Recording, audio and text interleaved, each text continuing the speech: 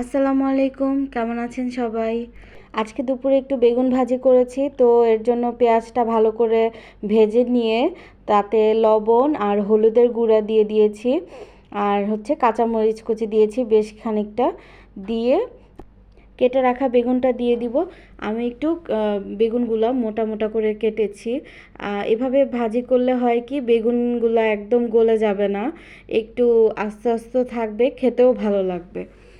তো আমি এই যে হাই হিটে একটু ভালো করে ভেজে নিয়ে নেড়েচেড়ে তারপর একটু ঢাকনা দিয়ে মিডিয়ামে দিয়ে রেখেছিলাম চুলাটা।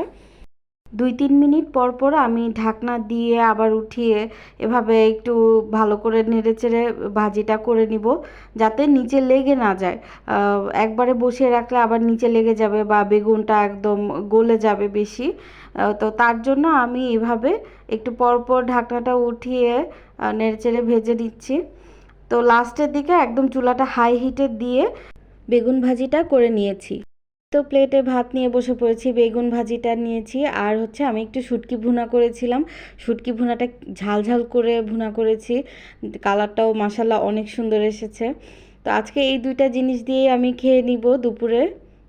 ঈদের পর থেকে মাছ মাংস এই পোলাও এইসব খেতে খেতে আসলে আর ভালো লাগছিল না, তো ভাবলাম আজকে শর্টকাট কি করা যায়, আর একটু সবজিও খাই।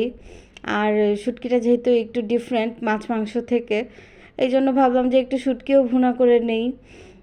তো এই তো আমি খেয়ে নিচ্ছি। আপনারা আজকে সবাই কি কি দিয়ে খাবার খেয়েছেন একটু জানাবেন।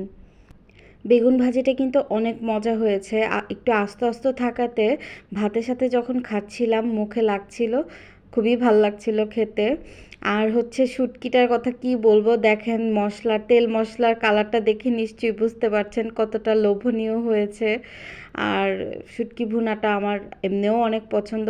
শুটকিটা অনেকভাবেই রান্না করা যায়, আলু বেগুন দিয়ে বা অন্য কিছু দিয়ে, যে কোনো তরকারি দিয়েই রান্না করা যায়, আসলে খেতে ভালোই লাগে। যারা শুটকি লাভার তারা শুটকি অনেকভাবেই রান্না করে খেতে পছন্দ করেন।